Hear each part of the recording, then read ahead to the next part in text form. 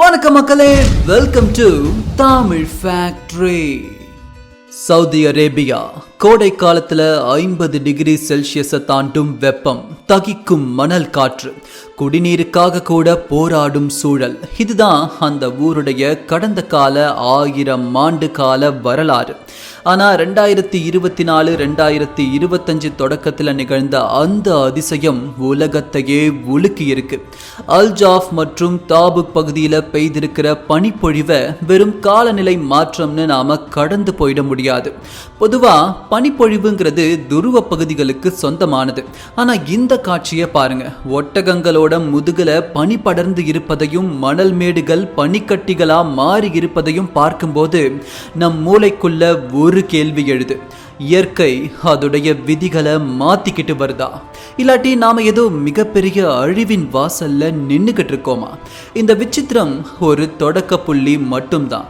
இந்த பனிப்பொழிவுக்கு பின்னாடி இருக்கிற முதல் மர்மம் முடிச்ச நாம அவிழ்க்க தொடங்கினா அது நம்மள ஒரு மினி ஐசேஜ் அப்படிங்கிற ஒரு அச்சமூட்டும் பகுதிக்கு அழைச்சிட்டு போகுது. அது மட்டும் இல்ல, குரான்ல சொல்லப்பட்டுள்ள தீர்க்க தரிசனம் அப்படியே நடக்குதுன்னு சொன்னா யாராலையும் நம்ப முடியாது. ஒரு மிகப்பெரிய பேரழிவை நோக்கி மனித குலம் போய்கிட்டு இருக்கா. என்னதான் நடக்குது? பாலைவனத்தின் பனிப்பொழிவின் பின் இருக்கும் ரகசியத்தை தேடும் இந்த பதிவு. இது தமிழ் ஃபேக்டரியின் மிஸ்டீரியஸ் ஹிஸ்டரிஸ், உங்கள் வழியில்.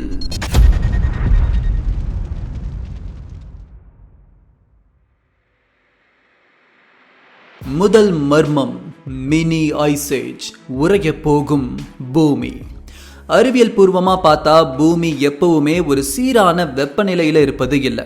சூரியனுடைய மேற்பரப்புல ஏற்படுற மாற்றங்கள் தான் பூமியின் காலநிலையை தீர்மானிக்குது. சூரியன்ல சோலார் ஸ்பாட் அப்படின்னு அழைக்கப்படுற கரும்புள்ளிகள் குறையும் போது சூரியன் வெளியிடும் ஆற்றல் குறையுது, அதாவது வெப்பம் குறையுது. இதை கிராண்ட் சோலார் மினிமம் அப்படின்னு ஆய்வாளர்கள் அழைக்கிறாங்க. ஒரு குறிப்பிட்ட கால இடைவெளியில இந்த நிகழ்வு நடந்திருக்கு. வரலாற்றை திரும்பி பார்த்தோம்னா 1645 இருந்து 1715 வரை கிட்டத்தட்ட 60 வருடங்கள் இந்த பூமி ஒரு சின்ன பனி யுகத்தை சந்திச்சு திரும்பி வந்துச்சு. இன்னைக்கு சவுதி அரேபியாவில் பெய்கிற பனி சூரியன் மீண்டும் அதனுடைய ஒரு உறக்க நிலைக்கு போவதற்கான அறிகுறியா? நாசா மற்றும் ஐரோப்பிய விண்வெளி ஆய்வு மையங்களுடைய தகவல்கள் படி சூரியனுடைய 25வது சோலார் சைக்கிள் ரொம்ப விசித்திரமா நடந்திருக்கு. சூரியன் தன்னுடைய சுழற்சியின் போது ஒவ்வொரு 11 வருடத்திற்கும் தன்னுடைய வட துருவத்தையும் தென் துருவத்தையும் இடமாற்றிக்கும். அதனால சூரியன்ல ஏற்படக்கூடிய வெப்பம் பூமியில பருவநிலை மாற்றத்தை கண்ணா பின்னான்னு ஏற்படுத்தும். அப்படி பார்க்கும்போது சூரியன் இந்த சுழற்சியில தன் வெப்பநிலையை குறைத்து வருவதா ஆய்வாளர்கள் சொல்றாங்க. பூமியில பாலைவனங்கள் பனியா மாறுவது பூமியின் ஹீட் என்ஜின் செயலிழப்பதை குறிக்குது. இது வெறும் குளிர்காலம் அல்ல, இது ஒரு நிரந்தர மாற்றத்தின் தொடக்கமாக இருக்கலாம். இன்னும் கொஞ்ச ஆண்டுகள்ல ஒட்டுமொத்த மிடில் ஈஸ்ட் நாடுகளும் பனிக்கட்டிகளா மாறக்கூடிய வாய்ப்பு இருக்கு. இத பத்தி 1400 வருடங்களுக்கு முன்னாடியே ஒரு பெரும் மனிதர் கணிச்சிருக்காருன்னு சொன்னா உங்களால நம்ப முடியுதா? இரண்டாம் மர்மம், நபிகளின் வாக்கு. அறிவியலை கொஞ்சம் தள்ளி வச்சுட்டு கடந்த கால மனிதர்களுடைய கணிப்புகளை பார்த்தோம்னா அங்க ஒரு மிகப்பெரிய அதிர்ச்சி காத்திருக்குது. 1400 வருஷத்துக்கு முன்னாடி ஒரு பாலைவன தேசத்துல சர்வ சாதாரணமா அமர்ந்து ஒருத்தர் சொல்றாரு, அரபு தேசம் மீண்டும் ஆறுகளாலும் பசுமையினாலும் சூழப்படும். பாலைவனங்கள் சோலைவனங்களாகவும் சோலைவனங்கள் பாலைவனங்களாகவும் மாறும் வரை அந்த இறுதி நாள் வராது. இது முகமது நபிகள் சொன்ன வார்த்தை. நீங்க நல்லா கவனிச்சிங்கன்னா கடந்த 5 வருடங்களாவே மிடில் ஈஸ்ட் மாறிக்கிட்டு வருது. வரலாறு காணாத வெள்ளம், பனிப்பொழிவு, இது எல்லாம் கடந்த 5 வருஷத்துல தொடர் நிகழ்வா அங்க நடந்துகிட்டு இருக்கு. பாலைவனம் கொஞ்சம் கொஞ்சமா மாறிக்கிட்டே வருதுங்க. இந்த பனிப்பொழிவு அந்த நிலப்பரப்பை மாற்றும். அங்க நீர் தேங்கும், ஆறுகள் ஓடும், வறண்ட நிலப்பரப்புகள் மாறும். அப்படின்னா அந்த இறுதி நாள், அந்த ஜட்ஜ்மெண்ட் டே நம்மளை நோக்கி வந்துகிட்டு இருக்கா. பனி உருகுவதும் பாலைவனம் பசுமையாகிறதும் ஒரு சங்கிலி தொடர். இது முடியும் போது உலக வரைபடம் நாம இப்ப பார்க்குற மாதிரி இருக்காது. மூன்றாம் மர்மம், லா நினா, இயற்கையின் கோர தாண்டவம். நம்ம பூமியில எந்த இடம் சூரியனுக்கு அதிகமா எக்ஸ்போஸ் ஆகுதோ அந்த இடம் தான் வெப்பமண்டல நிலப்பரப்பா இருக்கு. உதாரணம், இந்தியா, மிடில் ஈஸ்ட், ஆப்பிரிக்கா இந்த நாடுகள் இணைகிற மாதிரி ஒரு நேர்கோடு வரைஞ்சிங்கன்னா அதுதான் வெப்பமண்டல நிலப்பரப்பு. ஜியாகிரபியை பொறுத்த வரைக்கும் எப்பவுமே வெப்பம் அதிகரிச்சா அங்க அழுத்தம் குறையும். காற்று அதிக அழுத்தம் உள்ள பகுதியிலிருந்து குறைவான அழுத்தம் உள்ள பகுதிக்கு வருவது அதோடைய இயல்பு. வெப்பமண்டல பகுதி தான் குறைவான காற்றழுத்தம் இருக்கிற பகுதி. அப்படிதான் பருவ காலத்துல குளிர்ந்த காற்று கடல்ல இருந்து பயணித்து வந்து வெப்பமண்டல பகுதியில நிரப்புது. இப்படிதான் நமக்கு மழையும் கிடைக்குது. இப்போ பசிபிக் பெருங்கடல்ல லானினான்னு ஒரு பருவ மாற்றம் நடக்குது. அது ஆரம்ப கட்டத்துல தான் இருக்குது. அந்த பருவ மாற்றத்தினால பசிபிக் கடல்ல வெப்பம் 0.5 டிகிரி குறைஞ்சிருக்கு. அப்படி குறைஞ்ச காற்று அங்க இருந்து பயணித்து சவுதி அரேபியா பகுதிகளுக்கு போற இந்த கட்டத்துல தான் அங்க பனிப்பொழிவு ஏற்பட்டிருக்கு. பிரச்சனை என்னன்னா, ஆரம்ப கட்டத்தில் இருக்கிற இந்த லானினா இன்னும் தீவிரம் அடைய வாய்ப்புகள் இருக்குன்னு ஆய்வாளர்கள் சொல்றாங்க. இன்னும் சில ஆண்டுகள் இது நீடிச்சதுன்னா சவுதி அரேபியா ஒரு பனி பிரதேசமா மாறும்.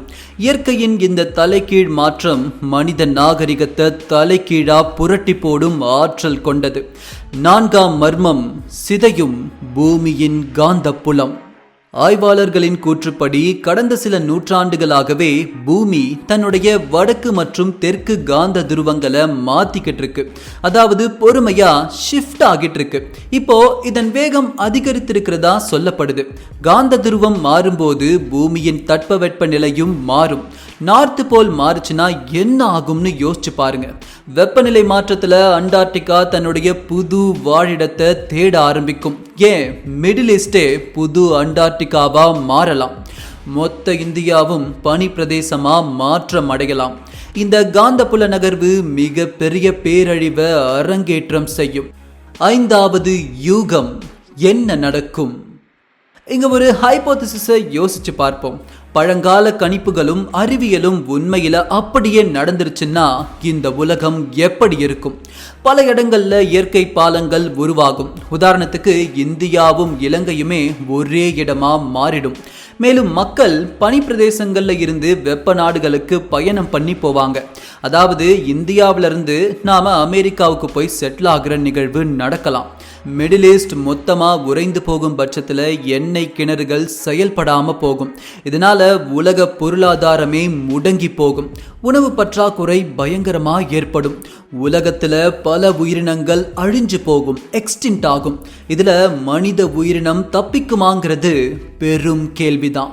இப்போதைக்கு இதெல்லாம் வெறும் யூகங்கள் தான். ஆனா இன்னைக்கு பெய்கிற ஒவ்வொரு பனித்துளியும் இந்த யூகங்களை நோக்கிதான் நம்மளை தள்ளுது. 6ஆம் உண்மை, இறுதி எச்சரிக்கை. அறிவியல், மர்மம், தீர்க்க தரிசனம் இது எல்லாமே நம்மள ஒரே புள்ளியில தான் சேர்க்குது. அதுதான் மாற்றம். உலகம் அழிய போகுதா இல்லையாங்கிறத விட நாம வாழ்ந்துகிட்டு இருக்கிற உலகம் அதிவேகமா மாறிக்கிட்டு இருக்குங்கிறது தான் உண்மை. இந்த மாற்றத்திலிருந்து நம்மளை காப்பாத்திக்க தொழில்நுட்ப வளர்ச்சியை விட இயற்கை சமநிலையை பாதுகாக்கிறது தான் முக்கியம்னு நாம உணரணும். அதீத நகரமயமாக்கலை குறைத்து இயற்கை வளங்களை சேமிக்கும் வாழ்வியலுக்கு நாம திரும்பணும். சவுதி அரேபியா பனிப்பொழிவு என்பது அங்க இருக்கிற மக்களுக்கு இப்போ சந்தோஷமான விஷயம். அத உலகமே பார்த்து ரசிச்சுக்கிட்டு இருக்கு. ஆனா அது அழகல்ல, அது ஒரு எச்சரிக்கை. அந்த பாலைவன மணல்ல படிஞ்சிருக்கிற ஒவ்வொரு பனித்துளியும் நமக்கு பாடங்களை சொல்லிக்கிட்டு இருக்கு. ஒருவேளை இதுதான் இறுதி நாளின் ஆரம்பம்னா அதை எதிர்கொள்ள நாம தயாரா இருக்கோமா? மர்மங்கள் விலகலாம் அல்லது இன்னும் ஆழமாகலாம். ஆனால் ஒன்று மட்டும் உறுதி, பூமி இனி பழையபடி இருக்கப் போவதில்லை.